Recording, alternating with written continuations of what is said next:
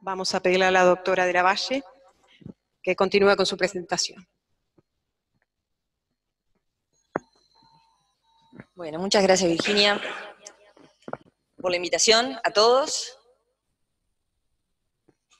Yo soy oncóloga, trabajo en el Grupo Colaborativo Uruguayo de Investigación de Afecciones Oncológicas Hereditarias desde el año 93 y nos especializamos en pacientes al principio solamente con cáncer de colon hereditario, ahora vemos un poco de todo, pero estamos en eso desde hace mucho tiempo y la idea no es aburrirlos, tengo muchas fotos, te prometo 15 minutos, es hablar un poco del rol de la genética en esta patología. Y como decía Luis, y como estaban hablando, existen algunos factores de riesgo corregibles, campañas de detección precoz, como la que estaba diciendo Luis, pero hay un núcleo duro del cáncer colorectal, que es aproximadamente 1 de cada 10 pacientes con cáncer de colon o recto que ustedes ven en las policlínicas y que ustedes diagnostican, que tienen un cáncer hereditario. Y a esos pacientes es diferente, a esos pacientes no les sirve el tamizaje, esos pacientes tienen recomendaciones diferentes y tienen riesgos muy diferentes. Y es frecuente, es 1 de cada 10, y el cáncer de colon en Uruguay es el segundo en frecuencia en hombres y mujeres, es muy frecuente. Pero para que les quede una foto en la cabeza, si todos se acuerdan de los VGs, bueno, estos dos hermanitos, no el de barba no, el del medio no, el de voz de pito, bueno, todos tenían. Pero los otros dos, a los 50 años, los dos tuvieron cánceres digestivos y los dos fallecieron de cánceres digestivos. Y esto es lo que hay que acordarse. Son pacientes, está en todos lados, es muy frecuente, tumores digestivos, edades jóvenes, incidencia familiar. Esas 3 características son las que hay que acordarse. No hay que acordarse de ningún criterio, de ninguna cosa en particular. Y, específicamente voy a hablar del síndrome de Lynch y de las poliposis. Hay otros, por supuesto, pero vamos a centrarnos en los más frecuentes. Y estos síndromes que son es una predisposición hereditaria al desarrollo del cáncer. Y es producido por una alteración genética. Y a eso también es lo que tenemos que apuntar. En los pacientes con síndrome de Lynch, lo que vemos habitualmente es que son pacientes jóvenes, entre la segunda y la cuarta década de la vida. Generalmente es una alteración autosómica, dominante, es decir, que se ve en mujeres y hombres por igual. Es muy frecuente tener pacientes que tienen cáncer sincrónico, hasta en un 7%, y metacrónico, o sea, un 2% de posibilidad de tener un nuevo cáncer por año en el resto de su vida, en pacientes que pueden tener 30 años. O sea que tienden a repetir los tumores estos pacientes. Hay otro tipo de síndrome de Lynch, que es el tipo 2, que asocia además tumores extracolónicos, y hay que saber cuáles son, sin aburrirlos, pero hay particularmente tumores de endometrio y tumores de ovario, que son muy frecuentes en los síndromes de Lynch, y también hay que estudiarlos y hay que prevenirlos porque se pueden prevenir. Tienen características patológicas específicas, estos tumores, y tienen evoluciones específicas diferentes a la población general. Responden mejor, evolucionan mejor si son detectados a tiempo. Y esta es una familia tipo que nos viene a la consulta, una familia donde nuestro propósito tiene 50 años y un cáncer de colon, no sé para dónde apuntar, acá, un cáncer de colon a los 50 años, con una madre fallecida con un cáncer de colon a los 35, con un abuelo fallecido de un cáncer de colon a los 55. Esta es muy clara, y son así de claras en la mayoría. Pueden haber otros casos o no, pero las edades son estas, son pacientes jóvenes, hay incidencia familiar, tumores digestivos, los VGs, muy fácil. Y llegan a ser así porque son tumores grandes, las características macroscópicas y microscópicas son específicas, son pacientes que generalmente tienen invadida toda la capa del órgano, que tienen ganglios muy grandes, que parecen que están diseminados, pero no están diseminados. Y son pacientes que aún en esta etapa, en estos estadios, se pueden curar, si se sabe qué son y se sabe cómo tratarlos. Dentro de las manifestaciones genéticas, generalmente son los genes reparadores del ADN los que provocan estas alteraciones, y los más comunes son el MLH1 y el MSH2, se llaman así, que son el 60% de las mutaciones encontradas. Hay otras, estas son las 3 más frecuentes que le siguen, pero hay más, y cada día se están descubriendo más.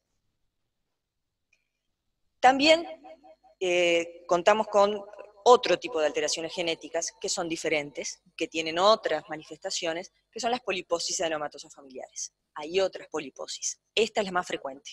¿Tá? Y la poliposis adenomatosa familiar, si hablo muy rápido me avisan, pero son 15 minutos, es una afección poco frecuente. Menos del 1% de los cánceres colorectales. Generalmente es por una mutación en el gen APC, que es autosómica y dominante, que está en el cromosoma 5. Pero también hay poliposis adenomatosa familiar, ¿verdad? Que se ha descubierto bastante recientemente que pueden tener características recesivas, que se presentan igual, fenotípicamente, pero que no es por una mutación en el APC. Por eso no se puede apuntar exclusivamente a un gen, y hoy se buscan paneles de genes que incluyen otro tipo de alteraciones que no son las conocidas de hace tiempo. ¿Cómo se presentan? Generalmente más de 100 adenomas a nivel colorectal y con cáncer, por supuesto, a nivel colorectal. Esos adenomas ya están presentes desde la niñez y es muy frecuente que alguien que tenga una alteración en un gen APC con una poliposis adenomatosa familiar, después de los 20 años, aparezcan los pólipos. O sea que si no aparecen en la niñez o en la adolescencia, después de los 20 años, esos pacientes no heredaron esa alteración. La mediana del desarrollo del cáncer colorectal en estos pacientes es a los 40 años, y el 100% de los pacientes desarrollan cáncer. Entonces, esta es un síndrome gravísimo y que hay que actuar rápidamente apenas lo diagnostican ustedes. Y así se ven muchas veces pólipos tapizados de pólipos, pólipos tapizados de pólipos, no, cólones tapizados de pólipos, ¿ah? Y que por supuesto los ven ustedes en la consulta y dicen, no puedo sacar 3.000 millones de pólipos, pero es importante que le avisen al que recibe después más o menos cuántos pólipos, porque acuérdense que menos de 100 puede ser un diagnóstico, más de 100 puede ser otro diagnóstico, a veces es florido a nivel del colon, a veces asocia también a nivel rectal, y eso para el diagnóstico y para la terapéutica es fundamental, porque hay que ver si le hacemos una colectomía total o una protocolectomía, dónde hacemos la anastomosis, y eso va a depender después dónde, si tenemos que seguir estudiándolo y revisando ese pedacito de recto que le puede quedar al paciente. Entonces es importante saber dónde arrancan y aproximadamente el número si no se puede contar, como en estos casos donde no podés contar el número. Y como le decía, hay otras poliposis también, no solamente la poliposis adenomatosa familiar, que son menos frecuentes, como el síndrome de Gardner, la poliposis juvenil, el Peutz-Jeghers, que tienen diferentes tipos de pólipos, algunos adenomatosos, otros amartomatosos, pero todos ellos asocian además no solamente la presencia de cáncer colorectal, sino la presencia de otros cánceres. Entonces hay que hacer un control bastante exhaustivo de otros tipos de neoplasias que pueden aparecer cuando hay estas alteraciones genéticas. Y también algo que es muy difícil a veces de diagnosticar, que es la poliposis atenuada. Porque la poliposis atenuada también hay una alteración en el gen APC, también hay en otros genes, pero en su mayoría en el APC, y se ve con menos de 50 pólipos adenomatosos. Y menos de 50 pueden ser 10. Y 10 capaz que no les llama tanto la atención, pero les tiene que llamar la atención, porque también existe esta patología, también es hereditaria y también se puede prevenir.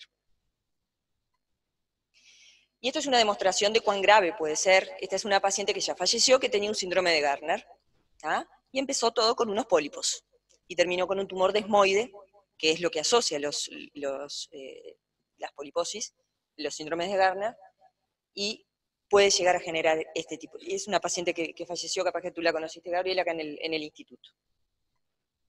¿Y qué cambia entonces en el paciente y en su familia? Bueno, cambia todo, porque estos pacientes no entran en los tamizajes. Estos pacientes los ven en la consulta y son 1 de cada 10 pacientes que ustedes ven con cáncer de colorectal. Y cambia el seguimiento, porque tienen que ser pacientes que se tienen que seguir con fibrocolonoscopía una vez por año o máximo cada año y medio, porque hay mucho cáncer de intervalo, porque tienen una aceleración de la carcinogénesis, y estos pacientes hacen cáncer de intervalo. No sirve un tamizaje, no sirve un FK-test o MOFI, no sé cómo dijiste. Ese no sirve. Acá hay que hacer una fibrocolonoscopía, porque si hay un pólipo, aunque sea chiquito, hay que sacarlo. ¿Ah? Y esa es la manera de prevenir el cáncer en estos pacientes. Cambia el tratamiento. Estos pacientes, cuando ya desarrollan el cáncer, pueden ser más sensibles a otras drogas, entonces cambia el tratamiento y cambia la evolución. a pesar de haber visto a esa paciente que vimos con un enorme tumor de ciego, la cirugía en esa paciente, cuando es en bloque, cuando es total, la puede curar. Y de hecho esa misma paciente se murió de otra cosa muchos años después. Pero el tratamiento puede cambiar en cuanto al tipo de cirugía, en cuanto al tipo de quimioterapia y en cuanto al seguimiento que le tenemos que hacer. Y la evolución también es diferente. Estos pacientes responden mejor, se mueren menos por el cáncer. Los que tienen síndrome de Lynch, no los pacientes con poliposis, eso es diferente. Pero los pacientes con síndrome de Lynch, a mismo estadio, misma evolución, tienen una mejor sobrevida a 10 años que la población general. Entonces, tienen una mejor evolución. Nosotros tenemos una asociación sin fines de lucro que se llama Grupo Colaborativo Uruguayo. La integramos unos cuantos especialistas de todo tipo, somos un equipo multidisciplinario. Registramos, diagnosticamos y sugerimos estrategias de control en pacientes con síndrome de cáncer hereditario y sus familias. Y se los devolvemos. Y le decimos, sugerimos en este paciente que tiene un síndrome de Lynch, en el MLH1 o en el donde sea, hacerle que ustedes le hagan a partir de los 20 años una fibrocolonoscopía cada año, máximo año y medio, porque tiene un riesgo altísimo de tener un cáncer de colorectal. O tiene una poliposis. Y hay que ver estrategias, si el paciente no se quiere operar, de controles diferenciados, ver si le sirve el celecoxib, que se utiliza en los pacientes con poliposis que no quieren operarse, ver si lo podemos convencer de que se opere. Estrategias. Y se los devolvemos con monio. Y a quienes, nosotros vemos a todos los pacientes que quieran venir, de la esfera pública y privada, de Montevideo y del interior.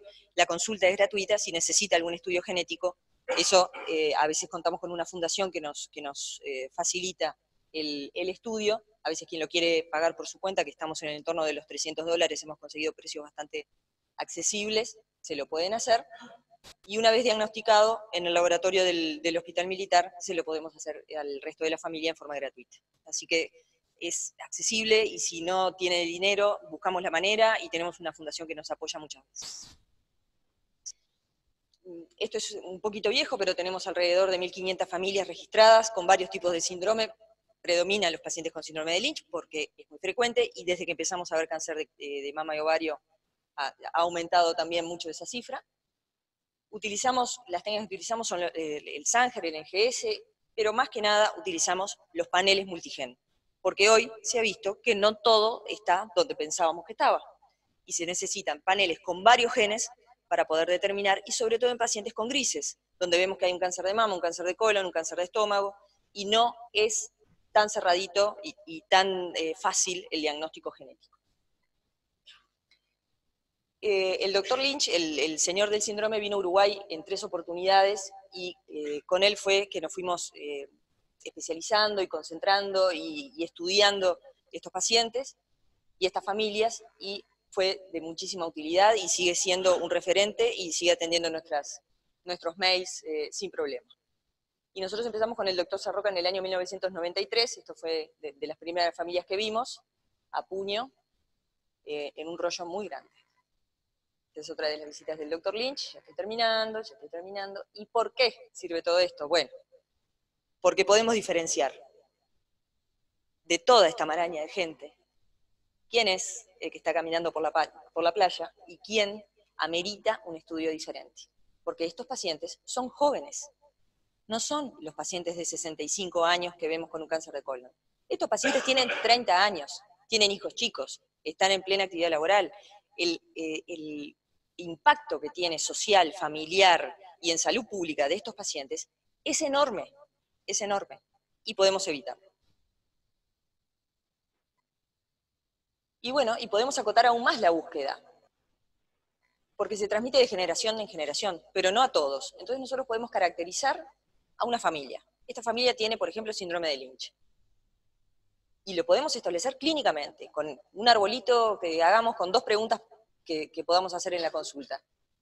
Pero podemos establecer guías de control diferentes para cada uno de ellos. Porque quien no heredó la alteración genética no tiene nada que le predisponga a desarrollar un cáncer temprano. Y ese sí entra en el tamizaje, dentro de la misma familia. Entonces, no son de los que manda el médico de familia para decir fibrocolonoscopía anual, cuando capaz que es parte de una familia con síndrome de Lynch, pero no heredó la mutación. Y eso se puede saber. dentro de una misma familia.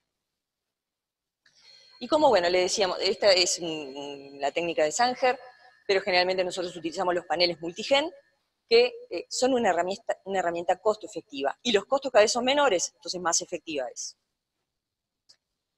Tenemos ya casi 1000 pacientes estudiados con estas técnicas, diagnosticamos 640 familias, 53 mutaciones patogénicas y 66 variantes de significado incierto, que las mantenemos en control porque pueden ser el día de mañana diagnosticadas como patogénicas. Es decir, que se realizaron 640 devoluciones en estas familias, sugiriendo conductas de previsión, de seguimiento, de tratamiento oncológico y quirúrgico diferencial para cada una de ellas. Y 640 familias son 26.240 personas. Es muy, muy frecuente. Y ustedes son los que lo ven. ¿Y por qué hacemos esto? Porque vale la pena, porque reduce la morbilidad y la mortalidad por cáncer en pacientes jóvenes, en pacientes que ustedes pueden ver y que ustedes pueden diagnosticar. Hemos tenido colaboraciones con muchos lugares y seguimos en colaboraciones porque es algo que no está costeado por el Sistema Nacional Integrado de Salud, y bueno, nos hacemos amigos de todos los que podemos para tratar de costearlo y para tener una fundación que pueda, donde la mayoría de la población pueda acceder a hacerse estos estudios. Y en eso estamos, hemos publicado unas cuantas cosas, y para todos ustedes, el que quiera contactarnos, ese es nuestro teléfono y el mail de la fundación. Muchas gracias.